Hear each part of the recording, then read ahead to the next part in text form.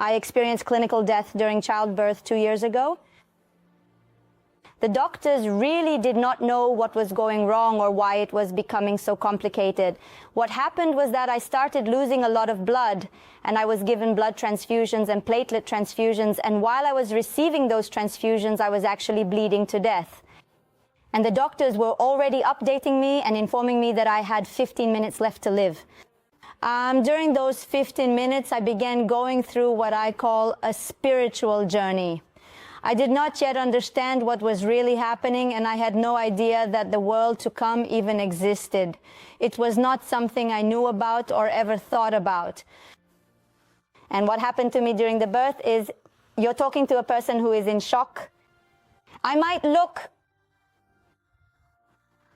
smiley and happy and talking normally, but I'm still in shock 2 years later, and I'm still in shock from this whole situation, because what happened was actually a spiritual journey in which my soul left my body and looked at me. My physical vision became spiritual vision. At the same time that my soul was leaving, an enormous light descended onto my eyelids and poured over me. It penetrated my entire body. It penetrated my face and my eyes. It passed through the hospital bed I was lying on, and through all the doctors and everyone who was in the room. And when the light lands on me, I experience something that is amazing. I remember it, and it brings a huge smile to my face, because it was a light filled with love, filled with peace and goodness. The light began taking me on a journey of soul searching.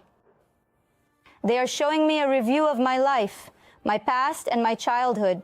They showed me as a 2-year-old little girl playing with dolls with my parents. And they are not showing it to me as if I am watching it on TV. They are showing it to me and I am living it. I am literally a 2-year-old little girl experiencing my mother and father right now and playing with them with dolls, and I feel all the emotions of love. And the moment the soul fully experiences that moment, it moves on to the next scene, and images of the most meaningful and love-filled moments of my life are flashing before me, and it gives me tremendous strength.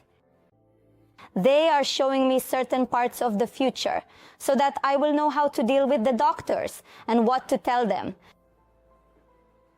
The senior doctor was called in from home so they understood that it was a life-threatening situation and there was no time to waste. They needed the senior doctor to come and give the final approval regarding what to do with me and which surgical procedure to perform.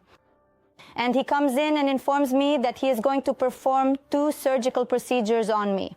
At the very moment he is telling me about those procedures, I receive what I can only describe as a bolt from the blue, a powerful voice telling me, no, do not agree to this and do not allow it. You don't allow either of those procedures. And at the same moment, images open up before me, and I am shown that if I allow him to do what he is planning, I won't survive. And at the very same moment, I receive strength, some kind of strength, because I am on my deathbed. My body truly has no strength left to respond or react. And in those moments, I remember my hand literally rising up, and I shouted, no! And then the senior doctor did something remarkable. He left all the doctors behind him because there were many doctors gathered around him. He came right up to me, leaned in close to my ear, and asked me, what do you suggest we do? And in that very moment, I understood that he realized something was happening here.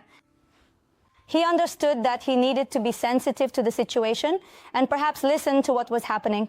It may be that he had encountered things like this during his career as well. Because he really understood what was going on here, he came over to me and quietly asked me, and I answered him, what is the surgical procedure that we needed to perform? It is important to understand that I am not a doctor, I'm not a nurse, and I have no medical knowledge whatsoever. And at that moment, when I told him this, he raised his head and shouted what I had said, and all the doctors unanimously understood that this was the procedure they needed to perform. Then they rushed to the operating room to carry out the surgical procedure that had been indicated. The light that descended onto my eyelids began taking me through a process of soul searching. It asked me questions. What would you have done differently? And when it asked me, it penetrated into my soul, into the depths of my heart. And my heart begins answering only with things that relate to other people. And the more I answer about others, the higher and higher my soul begins to rise. The higher it rises, the more it is cleansed, the purer it becomes. And the Creator of the world begins speaking to me in different words and in different ways. If until now it was in some, a voice accompanied me, a voice that guided me, suddenly I was shown words written in the script of a Torah scribe like the writing in Tehillim. Your time has not yet come, you are going back. For 3 times he tells me, your time has not yet come, you are going back. And I know with absolute certainty that I am going back. I, the soul, know that I am going back and that it has not yet finished its role here. It knows that it is going to return. And there is no doubt about it. And it does not matter that at those very moments my physical ears hear the doctor saying, we are losing her, wake up. And they are shaking me. They're really shaking me, they're moving me, trying to wake me up. I begin to sink and they tell me, you're sinking, I can hear them. You're sinking, wake up, help yourself, open your eyes. They're talking to me in this world, I can hear them, I just can't answer them. I can't answer them. Not physically. I can't answer them because the soul is settling things above with the Creator. It's already closing its agreements. It's finishing what it needs to with Him and it can't come back. But I can hear them, and in those moments, everything is happening at once. Everything is happening at the same time. At the same time, the doctors are talking to me. The soul is settling things in heaven. It was written for me. It's not your time yet. You're returning. The soul understood that it needed to see this light. It needed to meet Him, and it needed to come back here. In those moments, it was as if they took seals and began stamping the soul. Seals, which are like a signature, not an actual signature, but so there would be no doubt that I'm a mother, no doubt that I am coming back, and that I am going to share this. And in those moments, I promised Him that on every platform He would give me, I would go and proclaim it, and I would tell of His miracles, His power, and His wonders. I'll tell everything. When I woke up and everyone came to visit me, the first thing I said when I opened my eyes was, I saw everything from above. It looked like a game.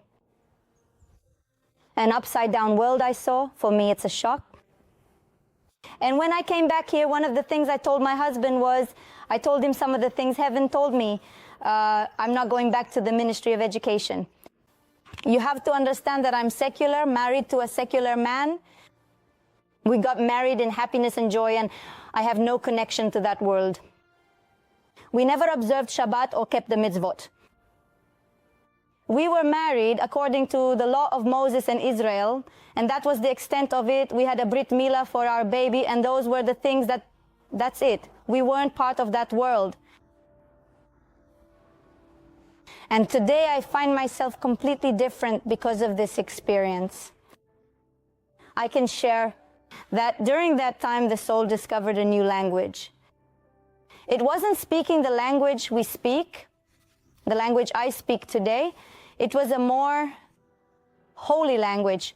Today, I try to read a little from the Zohar, study a bit of Kabbalah, learn the Holy Torah, and speak with rabbis. And I understand that when I read these things, it's as if the soul has come home. It understands the language, and it feels good. It is happy. Today, I read things I never would have dared to read before. It didn't interest me at all. I'm a math and science teacher. My whole way of thinking is mathematical. It's structured, defined, and based on a certain set of rules. When I studied Darwin and the theory of evolution, I lived it for years and I taught it. I had no connection to that kind of faith. Today I understand that the wisdom I spoke about is not faith. Today I am not living with faith. I am living with certainty. You have to understand that today I know with certainty that there is a creator of the world. And today, thank God, we are making our way forward. Slowly, carefully, doing what's right for us and for our journey. Most importantly, with love. Most importantly, with love. The Creator wants our hearts, that we love one another, that it all comes from love. We don't return to God out of fear because there is no fear in heaven. There was only love and only good. It is a return of the heart. You have to understand that this is a process, and we do not push anyone into a corner. The Creator loves this process. He wants it to be from a place of love. He wants it to come from a place of true connection. And the matters of heaven are greater than us, and each person has their own journey. But I do understand the meaning behind modesty and behind Shabbat. These are very great and important lights, and I hope that if I manage to influence even one mother or even one child, that they will take with them the understanding that there is a higher power helping us, guiding us, directing us, giving us the strength to cope and the tools to face life's challenges. And all we need to do is pray. He is waiting for it. He is here. And He wants us to call out to Him. He wants us to be with Him. He wants us to be connected to Him. Teshuvah has a certain melody. It has a certain rhythm. No one should interfere with anyone. On the contrary, only to send love and prayers and blessing. And thank you. I am grateful to you.